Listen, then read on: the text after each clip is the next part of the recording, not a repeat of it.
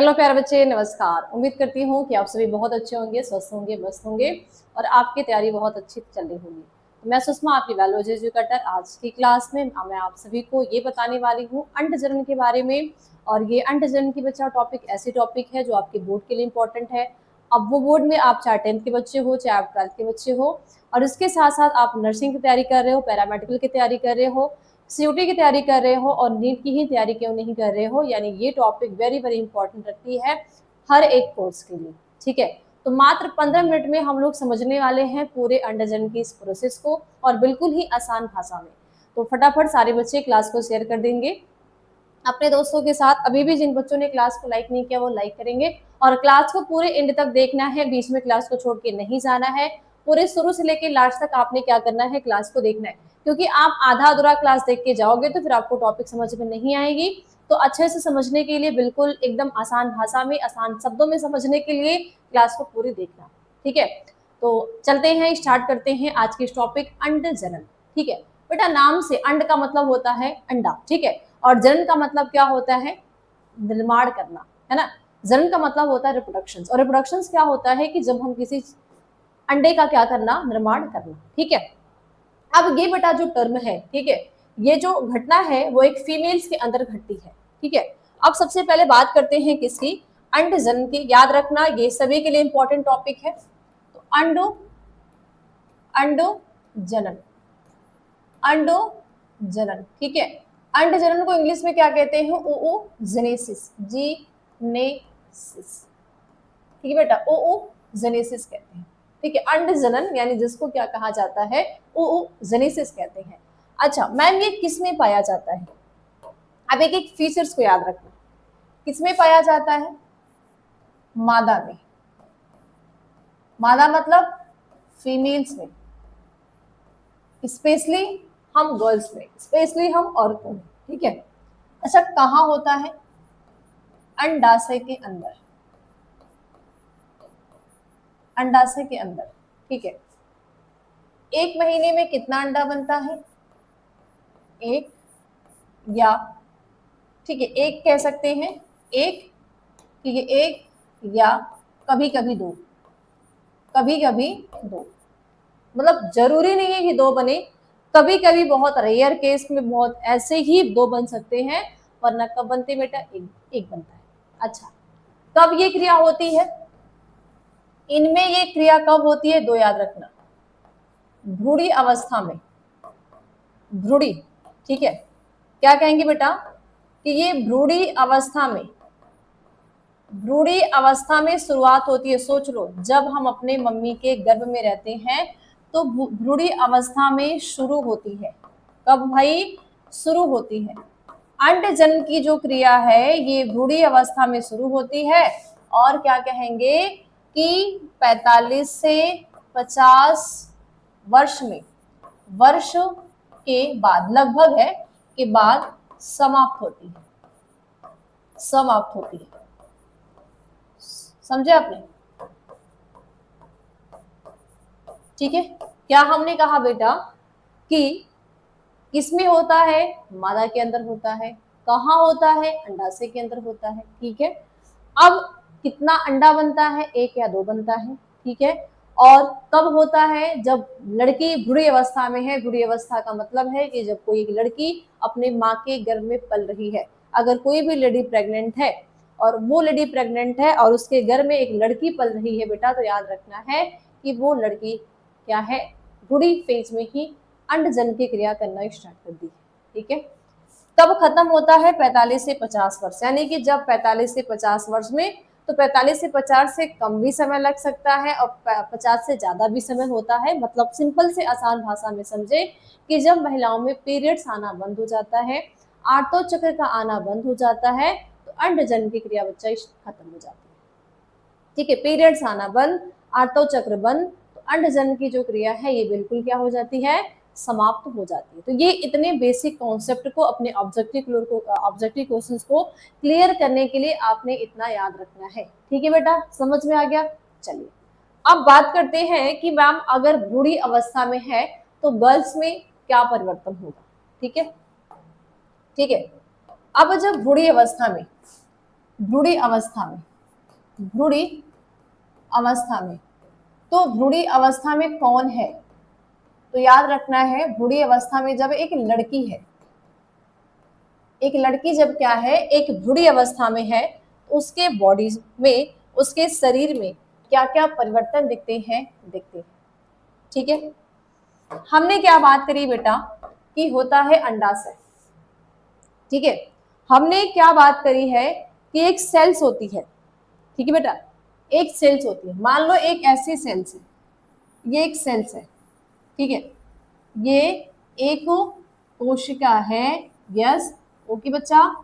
Ma'am ये एक कोशिका है और एक कोशिका का अपना केंद्रक होता है, ये बात हम सब नहीं जान रहे। तो ये हमारे पास क्या है, एक अंड जननी सेल्स है, अंड जननी कोशिका है, याद रखना। ये अंड जननी कोशिका बेटा है। ठीक है, क्या है, ये अंड जननी कोशिका है। और ये अंड जननी कोशिका किसमें चेंज हो जाती है बेटा, किसमें चेंज होती है? ये अंड जननी सेल्स क्या करती हैं, अपने आप को डिवाइड करती हैं और डिवाइड करके क्या करती हैं, प्राथमिक ऊतक का निर्माण करती हैं। प्राथमिक ऊतक, प्राथमिक ऊतक का निर्माण करती हैं। ये प्राथमिक ऊतक बेटा लगभग लगभग कितने बनते हैं, लगभग लगभग 2 मिलियन बनते हैं, 2 मिलियन बनते हैं। सोचो, एक लड़की के अंडाशय के अंदर अंडजननी सेल्स होती है, जब वो अपनी मम्मी के पेट में होती है या मम्मी के गर्भ में होती है, मम्मी के यूट्रस में वो पल रही होती है, तो उसके अंडाशय की, जब उसका अंडाशय विकसित हो जाता है तो उसकी अंडजननी सेल्स क्या करती है बेटा, विभाजन करके, समसूत्र विभाजन करके प्राथमिक ऊतक का फॉर्मेशन करती हैं। और ये प्राथमिक ऊतक मिलियन की संख्या में, यानी मैक्सिमम आपके 2 मिलियंस होती है। ठीक है, लेकिन बेटा जब धीरे धीरे धीरे धीरे धीरे धीरे अब यहीं पे क्रिया रुक जाती है, मतलब प्राथमिक ऊतक बनने के बाद क्रिया रुक गई, अब लड़की का जन्म हो गया। ठीक है, लड़की दुनिया में आ गई, और लड़की जब दुनिया में आ जाती है तो फिर कौन सी फेज आती है बेटा, किशोरावस्था, किशोरावस्था। तो जब किशोरावस्था हम देखते हैं तो इस लड़की के अंदर जो हमने 2 मिलियंस की बात की थी, तो वहां पे 2 मिलियंस न रह के केवल बेटा 40 से 60 हजार ही ऊतक बचते हैं। सोचो, जब तक ये माँ के गर्भ में थी, जब तक इसका जन्म नहीं हुआ था, तब तक इनमें 2 मिलियंस बेटा ऊतक थे, 2 मिलियंस बेटा फॉलिकल्स थे। लेकिन जैसे ही वो दुनिया में आई, और दुनिया में आने के बाद जब तक उसका किशोरावस्था आया, कहोगे मैम किशोरावस्था कब, तो हम कह सकते हैं कि 12 से 13 वर्ष। जब ये लड़की 12 से 13 वर्ष की एज में आई, तो यहाँ पे इसका मतलब ये नहीं था कि अंड जनन बंद हो गया था, धीरे धीरे अंड जनन स्टार्ट था। सारे पूटक क्या किए थे, आपस मिलके बस बचे ही कितने रह गए थे, 40 से 60 हजार पूटक ही क्या कहता है बेटा, बचा रह जाता है। ठीक है, ये चीज आपने याद रखना है।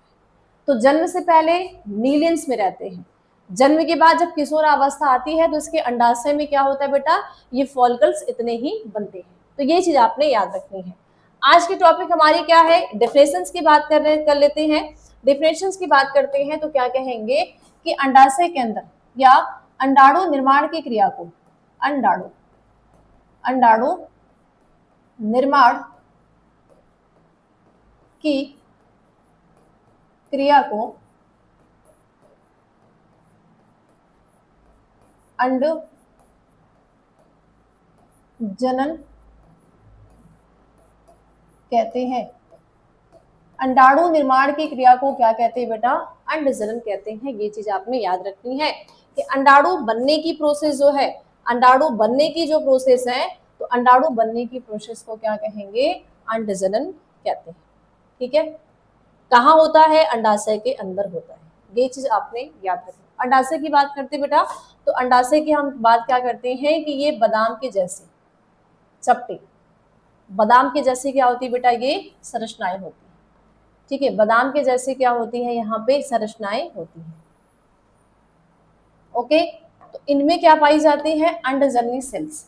ये अंडजननी सेल्स है। ठीक है बेटा, ये अंडजननी सेल्स क्या करती हैं, आगे जाके ये प्राथमिक ऊतक, ठीक है, फिर द्वितीय ऊतक, फिर तृतीय ऊतक, फिर ग्राफिन ऊतक, ठीक है, क्या बनाती है, ग्राफिन ऊतक बनाती है बेटा, ठीक है। और फिर ग्राफिन ऊतक से एक फेज ऐसा आता है कि जो ग्राफिन ऊतक है वो फट जाती है, अंडे जो होते हैं वो कहाँ पे, इसको कौन कैच कर लेता है भाई, इसको कैच कर लेती है कौन सी, ये अंडो वाहिनी, ठीक है। अंडवाहिनी इसको क्या कर लेता है, कैच कर लेता है, और फिर ये चेंज हो जाता है कार्पस लूटियम में, और कार्पस लूटियम से कार्पस एल्बिकेंस में। इस तरीके का प्रोसेस एक अंडाशय के अंदर होता है। अंडजन्य cells, primary follicle, secondary follicle, tertiary follicle, Graafian follicle, फिर ग्राफिन फॉलिकल फटती है। तो जब ये फटती है तो ये आठवां चक्र के 14वें डे पे फटती है, और इसको हम क्या कहते हैं बच्चा, अंडोत्सर्ग कहते हैं। क्या कहते हैं, अंडोत्सर्ग कहते हैं, या इंग्लिश में ओव्यूलेशंस कहते हैं। तो ये पीरियड्स के, यानी पीरियड्स के जिस दिन पीरियड स्टार्ट हुआ उस दिन से लेके जब 14वें दिन होता है, 14वें दिन क्या होता है, ये अंडाशय से अंडे बाहर निकलते हैं। तो मतलब कि पीरियड स्टार्ट हुआ, 3 से 4 दिन 5 दिन पीरियड रहा, उसके बाद के समय में अंडा बना, और ये अंडा बन के 13वें 14वें 15वें दिन में कहाँ से, अंडाशय से निकलकर अंडवाहिनी में चले जाते हैं। तो अंडाशय से निकलकर अंडवाहिनी में जाना ही क्या कहते हैं भाई, अंडोत्सर्ग कहते हैं।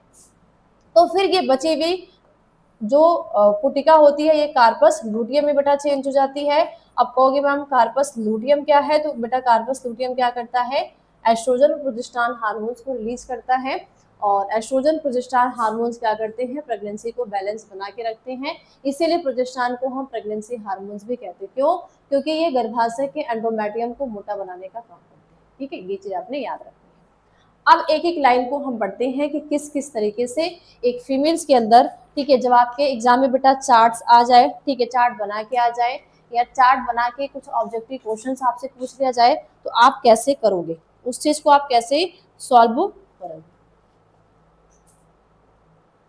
ठीक है, चलिए अब हम बात करते हैं, क्या हमारे पास क्या होता है, एक अंड जननी सेल्स होता है, याद रखोगे बेटा, अंड जननी कोशिका। अच्छा, ये अंडजन्य कोशिका कैसा होता है मैम, आप याद रखोगे, द्विगुणित होता है। कैसा होता है, द्विगुणित होता है। इनको बेटा हम ओओगोनिया भी कहते हैं, ओओगोनिया, ओओगोनिया कहते हैं, ये चीज याद रखना। अब ये जो अंडजन्य सेल्स होती है ये क्या करती है, अर्धसूत्री विभाजन। ये बेटा ये क्या करती हैं, ये अंडजन्य क्या करती हैं,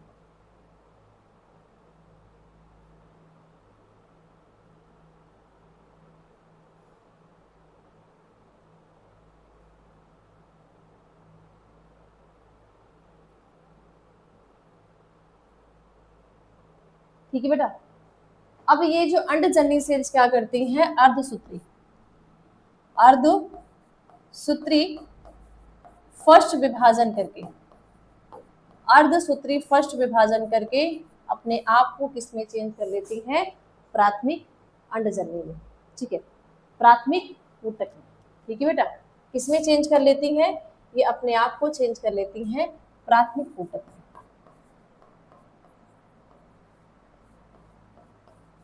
ठीक,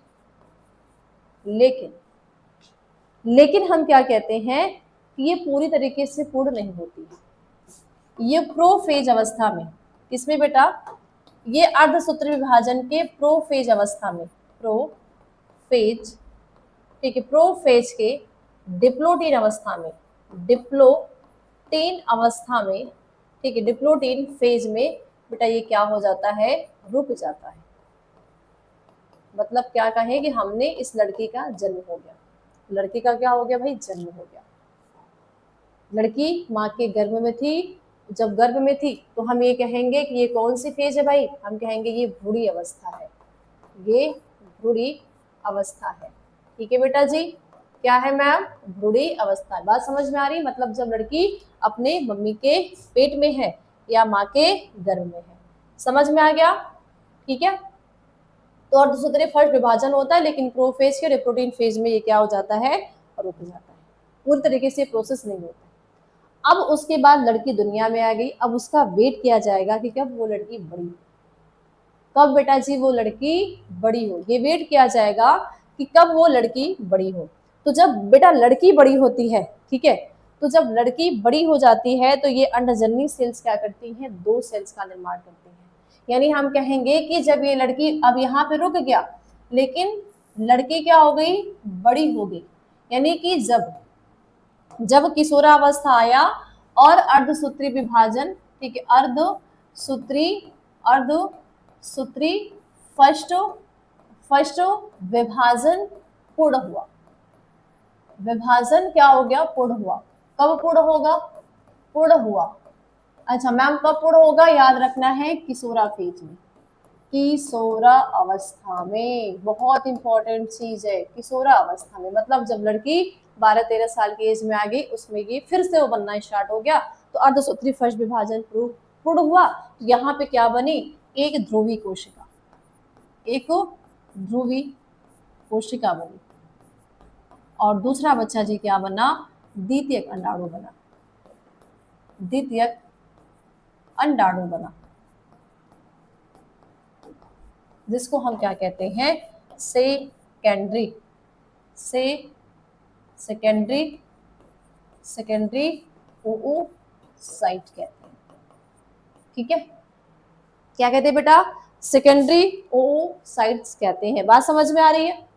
हमने क्या देखा कि जब एक लड़की अपने मम्मी के पेट में पल रही है, माँ के गर्भ में पल रही है, उसके अंडाशय का निर्माण हो जाता है। तो जब जैसे ही अंडाशय बन जाता है तो अंडाशय की जो अंडजननी सेल्स है वो विभाजन करके क्या करती हैं, ढेर सारी प्राइमरी फॉलिकल्स का निर्माण करते हैं। और ये प्राइमरी फॉलिकल्स मिलियन की संख्या में रहते हैं, लेकिन ये पूरा कंप्लीट नहीं होता है, क्योंकि ये प्रोफेज के डिप्लोटीन अवस्था में ही ये रुक जाता है। फिर लड़की का जन्म हो गया, जन्म होने के बाद फिर वापस से जब लड़की 12-13 साल की एज में जाती है तो उसमें ये विभाजन, जो प्राइमरी फॉलिकल वाला विभाजन रुका होता है, वो पूर्ण होता है। और जब पूर्ण होता है तो यहाँ पे 1 से 2 सेल्स का फॉर्मेशन होता है, एक ध्रुवी कोशिका का निर्माण होता है और एक द्वितीयक अंडाणु का निर्माण होता है। अब बेटा फिर से यहाँ पे रुक गया, फिर से यहाँ पे रुक गया, क्या रुका, अब अगर यहाँ पे, ठीक है बेटा जी, अगर यहाँ पे विभाजन हुआ, ठीक है, अगर यहाँ पे निषेचन हुआ, ठीक है, तो ये विभाजन करके 1 से 2 पोलर बॉडी बनाती हैं। ये दोनों क्या हो जाती हैं, ध्रुवी कोशिका, ध्रुवी कोशिका होती है। तो टोटल हम कहते हैं कि अंडजन में 3 पोलर बॉडी बनती है। यस बेटा, और यहाँ पे भी एक पोलर बॉडी ये बनेगी और फिर यहाँ पे अंडाणु बनेगा। ये अंडाणु बेटा जी कब बनेगा, जब वो अर्धसूत्री फर्स्ट होगा। लेकिन अर्धसूत्री फर्स्ट विभाजन हमेशा पूर्ण नहीं होता। जैसे अगर मैं बात करूं कि एक अनमैरिड जो लड़की है, ठीक है, अनमैरिड जो लड़की है जिनकी शादी नहीं हुई है, तो इनमें अर्धसूत्री फर्स्ट ही विभाजन होता है, द्वितीय विभाजन होता ही नहीं है। और जो मैरिड लेडीज हैं उनमें भी अर्धसूत्री विभाजन होगा तब जब वो बच्चे को पैदा करती है। मतलब अगर वो प्रेग्नेंट हुई तो इसका मतलब है कि अर्धसूत्री विभाजन पूरा हुआ, नहीं हुई तो नहीं होगा। अब कैसे, इसको मैं एक डायग्राम से आपको समझाती हूँ ताकि आपको बेटा समझ में आ जाए। देखो अगर मेरे पास है इमेज तो मैं दिखा देती हूँ, नहीं है तो फिर मैं ऐसे बना के आपको दिखा देती हूँ। नहीं है, ठीक है, खैर कोई नहीं, हम लोग बना लेते हैं, ठीक है, हम लोग हाथ से बना के देख लेते हैं कैसे। बेटा हम क्या, बेटा जी हम क्या कहते हैं, फीमेल जो है ये फीमेल्स है ना, ये फीमेल्स है, ठीक है बेटा, थोड़ा सा ये चौड़ा हो जाता है, फिर इसमें फेमरियाइज लग जाती हैं। यस, यहाँ पे भी ये चौड़ा हो जाएगा, यहाँ पे इनमें फेमरियाई लग जाएंगी। यस, ठीक है, फिर ये उल्टे नाशपाती के आकार का, हम कहते हैं कि फीमेल्स का जो ओवरी है बेटा, फीमेल्स की जो ओवरी होती है वो कैसी होती है, उल्टे नाशपाती के आकार की होती है। जैसे अगर हमने क्या कर दिया, नाशपाती को अलग कर दिया, ठीक है। चलिए, इनमें मैम क्या होता है, इनमें एंड्रोमेट्रियम होता है। अब इस प्रोसेस को, अंडजन की प्रोसेस को अगर आपको नहीं समझ में आया होगा तो अब बढ़िया से आपको समझ में आ जाएगा। और जितने भी बोर्ड के बच्चे हैं बेटा, बोर्ड के बच्चों के लिए मैं आपको बता दूं, चाहे आप यूपी के हो, बिहार के हो, एमपी के हो, राजस्थान, यानी आप किसी भी 10th या 12th में हो और आप किसी भी बोर्ड से बिलोंग करते हो, तो आपके एग्जाम में मादा जनन तंत्र का बेटा स्ट्रक्चर वो है जो है वो बहुत पूछा जाता है। तो उसके लिए आप इस डायग्राम को बना सकते हो। ठीक है, अच्छा मैम और इसमें क्या होता है, तो भैया इसमें होता है ओवरी। ठीक है, ये इसके पास एक ओवरी, वन पेयर यानी फीमेल्स में वन पेयर ओवरी होती है, और ये वन पेयर जो ओवरी होती है ये स्नायु के द्वारा अंडवाहिनी और गर्भाशय से क्या होती है बच्चा, बाइंड होती है। ये चीज आपने याद रखना है। अच्छा मैम एक एक जो मेन मेन नाम है उसके नाम की बात कर लेते हैं। तो बेटा ये नाम क्या है, इसको कहते हैं योनि कहते हैं। अच्छा ठीक है मैम, यहाँ पे जो सकरा है इसको क्या कहते हैं, ग्रीवा नाल कहते हैं। ठीक है, ये क्या है भाई, अंडाशय है। क्या है बेटा जी, अंडाशय है। ठीक है मैम, ये स्नायु है जो क्या करता है, बाइंड करने का काम करता है। यहाँ से यहाँ तक की पूरी संरचना को हम क्या कहते हैं, अंडो वाहिनी कहते हैं। इस अंडवाहिनी में ही फर्टिलाइजेशन होता है। तो कहाँ पे एक पार्ट्स होता है यहाँ पे, जिसको हम अंकुला कहते हैं या फिर बेटा जी तुम्बिका कहते हैं। तो तुम्बिका में फर्टिलाइजेशन होगा। ठीक है, और यहाँ पे एक पथ होता है, इस पथ को कहते हैं संकीर्णन पथ। क्या कहते हैं बेटा, संकीर्णन पथ कहा जाता है। क्या कहते हैं बेटा, संकीर्णन पथ। बात समझ में आ गई।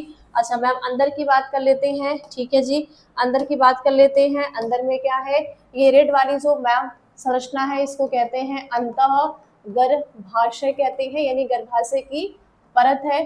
ठीक है, इसको कहते हैं मध्य गर्भाशय, मध्य गर्भाशय कहते हैं। ठीक है जी, बाहर वाली को क्या कहते हैं, परिगर्भाशय, परिगर्भाशय कहते हैं, जो बाहरी घातों से क्या करती है, इसको प्रोटेक्ट करने का काम करते हैं। ठीक है बेटा, और ये भाग जो मैम है इस भाग को कहते हैं फंडस भाग मैम जी। ठीक है, और ये खाली कैविटी जो है, ये पूरी खाली कैविटी एक गर्भाशयी गुहा कहलाती है। और इस गर्भाशयी गुहे में बच्चे का क्या होता है बेटा, विकास होता है। यस, समझ में आ गया, इसमें ही क्या है, बच्चे का विकास है। तो एक फीमेल रिप्रोडक्टिव सिस्टम है। ठीक है, ये क्या है बेटा जी, एक फीमेल रिप्रोडक्टिव सिस्टम है। अब हमने क्या बात करी कि फीमेल्स का जो अंडाशय होता है, अब ध्यान से बातों को समझना मैम, फीमेल्स का जो अंडाशय होता है यहाँ पे अंडा बनता है। अंडा कैसे बनता है, कैसे बनता है, ध्यान से सुनो। हम कहेंगे मैम कि यहाँ पे क्या होता है, यहाँ पे होता है क्या, कहाँ से शुरू करें, हाँ मैम यहाँ पे होता है प्राइमरी पुटक।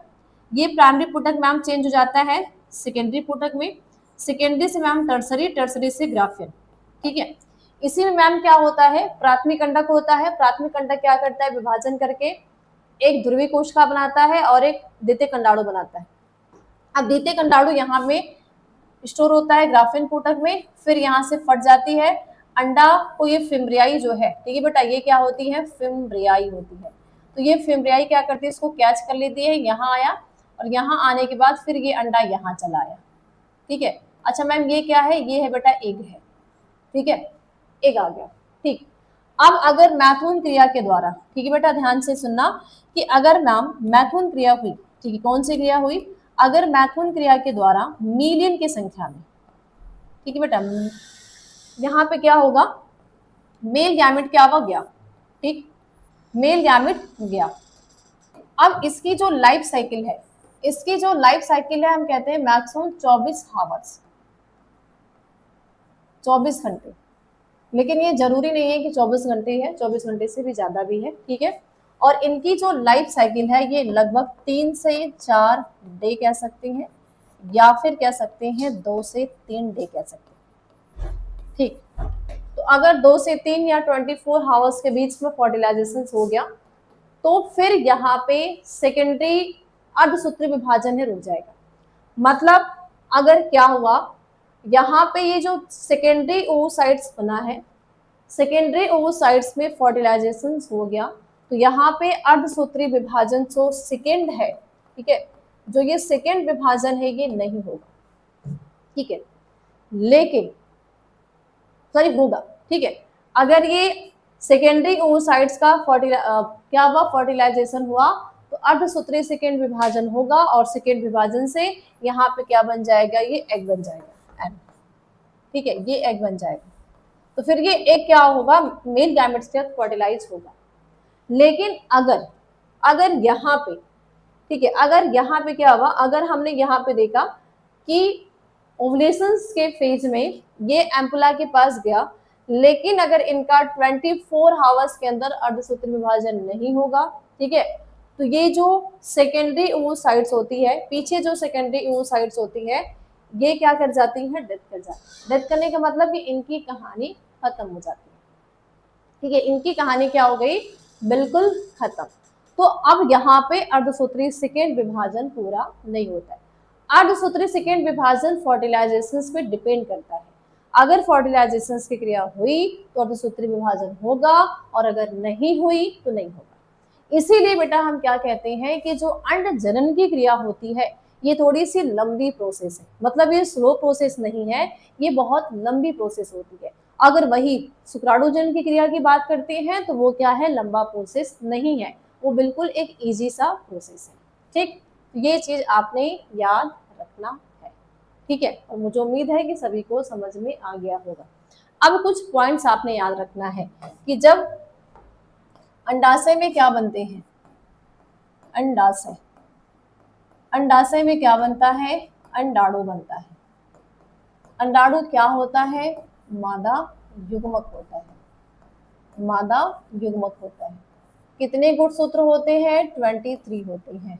अगुणित होते हैं, देवगुणित, अगुणित होते हैं। ठीक है, उसके बाद द्वितीयक अंडाणु, द्वितीयक अंडाणु, तो द्वितीयक अंडाणु जो होता है वो अगुणित होता है कि देवगुणित, आपने याद रखना है अगुणित।